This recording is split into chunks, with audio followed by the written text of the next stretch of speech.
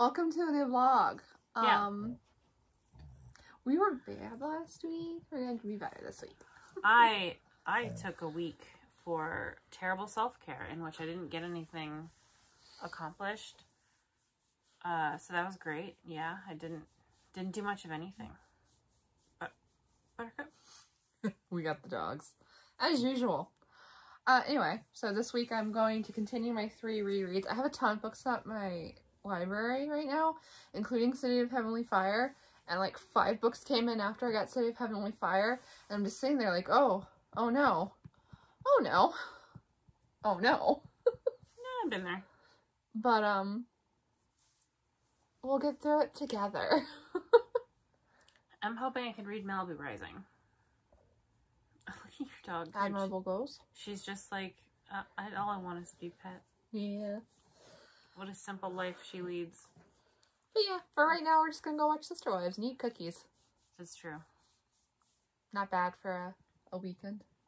Oh, it is Saturday, isn't it? Mm-hmm. Yeah, that's true. Buttercup. Why are you like this? You freak. Just reaching over and licking me when you shouldn't. See you next clip. I finished City of Lost Souls. It was okay. It's getting 3 stars. I still feel like I'm just waiting for this entire series to like come together for me and, you know, remember why I loved it so much. And that's not happening. And it's kind of bumming me out a little bit. So, I don't know. I still have City of Heavenly Fire, plus like 8 other books in my library that I have to read. So, I'm gonna keep going. Maybe at some point it'll click. But, hi Ash. You wanna come up here? Okay. But yeah, I don't know about all that. I'm gonna start Black Magic Extinction. Hi. I'm gonna start Black Magic Extinction and go on from there. Black Magic Extinction is the 8th in the Hollow series by comparison. So yeah, I don't have too many thoughts on City of Lost Souls. Honestly, like, it was so boring. I guess boring is better than bad, but still bums me out, so. I am, like, 30 minutes in to Black Magic Extinction, but okay, so basically Rachel's at the store with Ivy, and this older woman who looks like she dresses more masculine is there, and she smiles at Rachel, and Rachel decides that means that this woman's a lesbian and is gonna come on to her. There's no excuse for that. This book came out like late 2000s. What are you doing? I'm almost done with Black Magic Extinction. Wanted to give you an update anyway, just because I'm still bad at this, okay, y'all? I'm still bad at it. But I wanted to give you an update so that I was better at it. But then something happened, and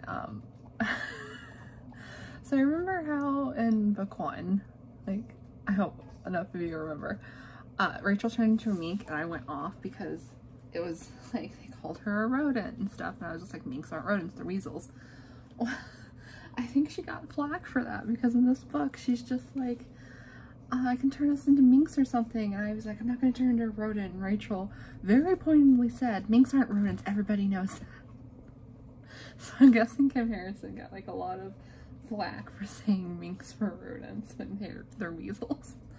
But anyway, that's hilarious. But anyway, what I wanted to talk about is something that bothers me about, sorry, I have rats out. Like Daisy's right here, and then Ash is right here.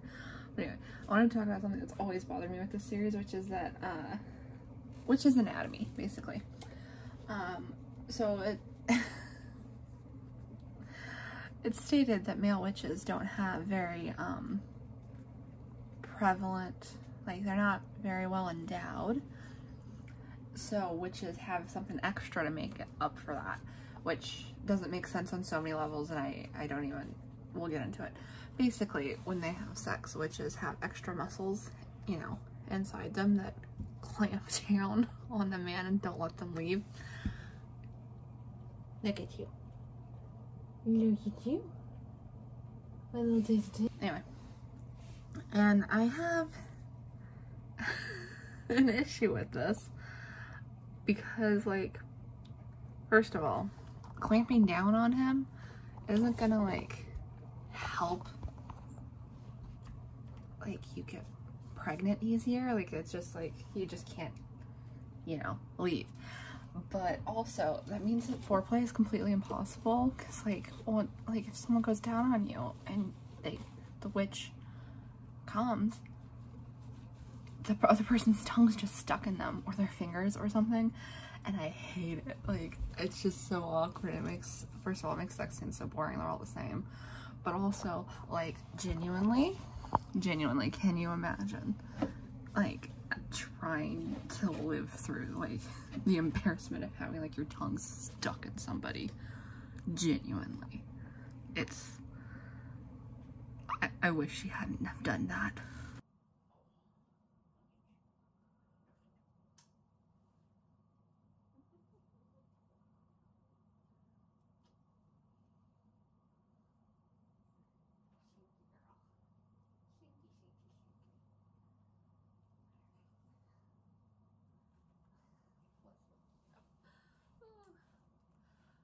So, I'm a little further in, and I just wanted to say, so, Rachel's love interest, Pierce. Hold on, I gotta get the rats onto the shelf. You can do it. There you go.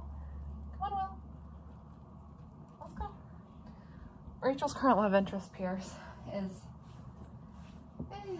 he's like an old guy, basically. Like, he was around during, like, Civil War and stuff, or maybe earlier. And he's just like, I was a conductor on the Underground Railroad, which, fine. That's fine, whatever. Except, he's helping her escape and hide in a place that he used in the Underground Railroad. And he says, now don't be fussed over your skirts. You have no idea how many women I've lost. Just something like that. And I'm just standing here thinking, are you really going to tell me that slaves who are trying to escape cared about their dresses? Because I have the feeling they did not really care about their dresses. They had bigger problems, like that they're vain. Oh, that hit me the wrong way. I did not care for that at all. Hey. So it's Wednesday night? Is it Tuesday? No, it's Wednesday. It's Wednesday night. I barely have read anything, which is terrible. I've mostly been playing Dead by Daylight. But I did start Malibu Rising by Taylor Jenkins Reid. So I thought I'd pop in with a clip to just say my thoughts on the initial, like, the opening of the book. So to recap, my relationship with Taylor Jenkins Reid is a little complicated. I hate Daisy Jones and the Six. I adore Evelyn Hugo. So here we are with this tiebreaker book. I didn't expect to hate it. Like, Daisy Jones I hate because not only the people are vile, but I feel like that book kind of hinges too much on vaguely describing something, letting the audience fill in the blanks, and then the audience naturally fills in the blanks with something wonderful that they made up, and then the book gets credit for that. Like, the writing is like, and the song was so beautiful, and it was so tense the way they looked in each other's eyes with all the love in the world, and the audience is just like, oh my god, and like that feels like cheating to me. So that's why I don't like Daisy Jones.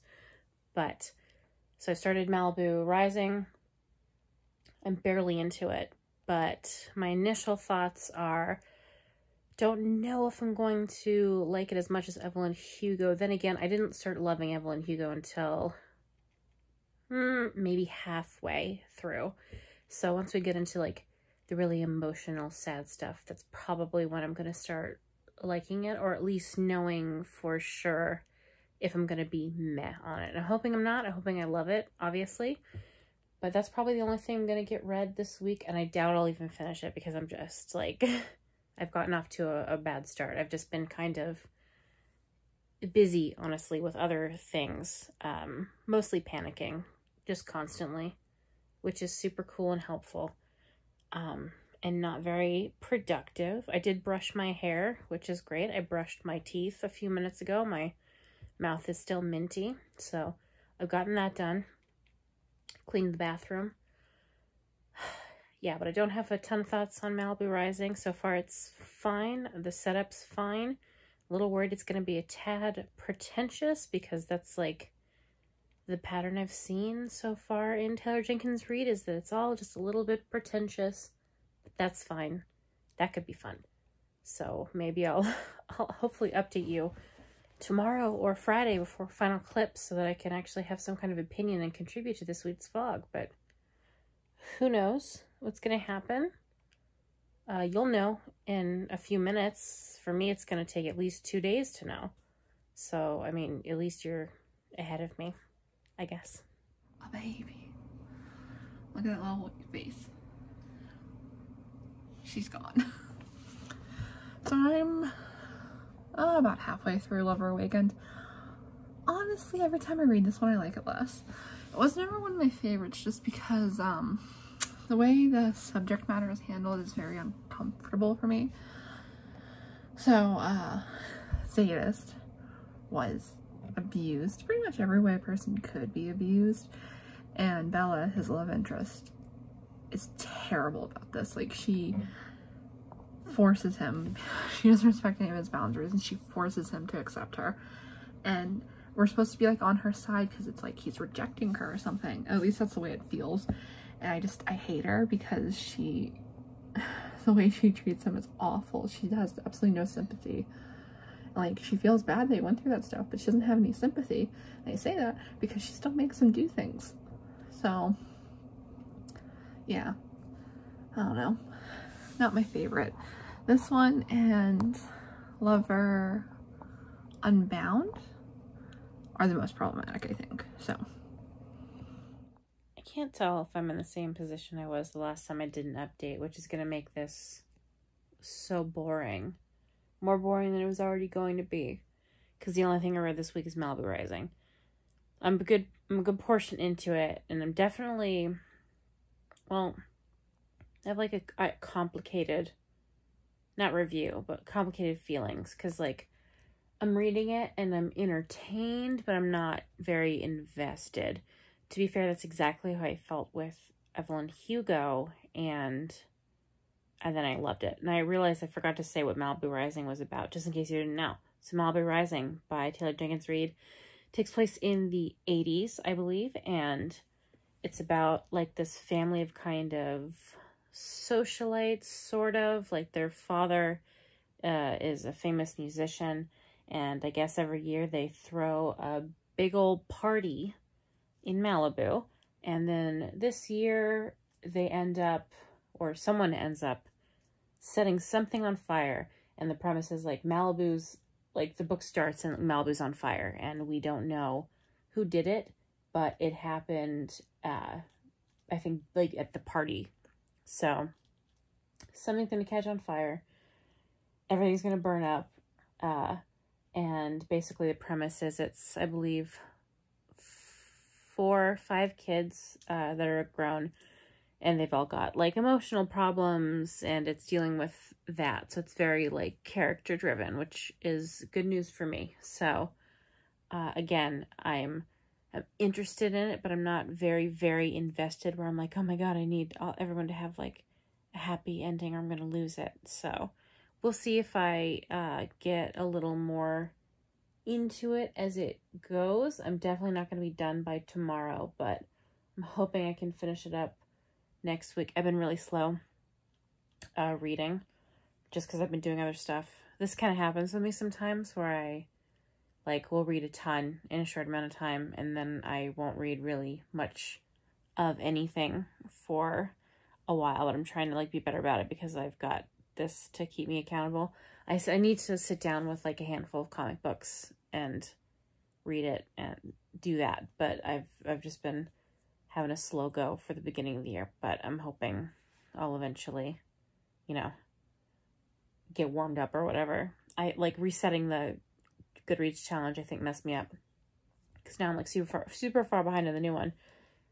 We'll see what happens, but anyway, yeah, so far I'm enjoying Malibu Rising. I don't adore it, but, you know, if I don't absolutely love it, I think by the 50% mark I'll probably know, but I think I've heard that this one isn't as, like, beloved as the last couple Taylor Jenkins Reid books, but I like it just fine. Definitely like it better than Daisy Jones, so there's that. But, like, if I enjoy this book as much as I am now throughout, then I'll definitely read her next book. And I know they're adapting Daisy Jones into a show, and they're also, I believe, adapting Evelyn Hugo into something. So that'll be interesting to just follow the career of Taylor Jenkins Reid. I'm hoping I like more of her stuff. She's got a bunch of other books I might try, so we'll see how that goes. I was in the middle of listening to Malibu Rising, and my library copy expired, so that sucks. I made it more than halfway through, so I won't be wrapping it up probably in this vlog, but hopefully the next one. But I do want to get my thoughts since this is it for a while. I do like it more than I did when I started. They, of course, got more into the characters, and everything was, like, very well done. I love deep backstories for people. Like, every character that pops up gets explanation as to why they're the way they are without it being very, like, tell-y. So I'm definitely enjoying it, and I'm upset that I didn't finish it sooner. So now I gotta wait, according to the library, 6 more weeks to finish it. But I do think it'll be sooner than that because they have 50 copies. So a little disappointed. I'm not sure what I'm going to move on to next. I think maybe Where the Drowned Girls Go by Sean McGuire, which is book 6 maybe in the Wayward Children series. We'll see if I can get that done in one go because it's very short. So it's been a hot minute. It's actually February 8th right now. So I haven't updated you guys in like over a week. Basically, Cappy and I didn't have enough clips for another vlog, so we decided we were going to do a 2-week vlog. And then Wicket got sick. Cappy's rat, Wicket. And yeah, it quickly became apparent that she had a pituitary tumor, which is a brain tumor. And there's nothing that can be done for those. Like, you can give them steroids to kind of help them out, but it, in my opinion, it's just kinder to let them go. If we managed to get her into the vet, like, immediately, maybe we would have tried the steroids, but the vet didn't have any appointments, and she got worse very quickly. So, unfortunately, Wicket is no longer with us, and Cappy was very, very upset, which is understandable. She's only got the 2 rats, and she loved them very, very deeply, and she's not used to losing a pet. There's a piece of dirt in my eye. Okay. So, we just didn't feel like vlogging or talking about it, really. Like, that's why I'm telling you about it, because it's too much for her to do right now, which is understandable.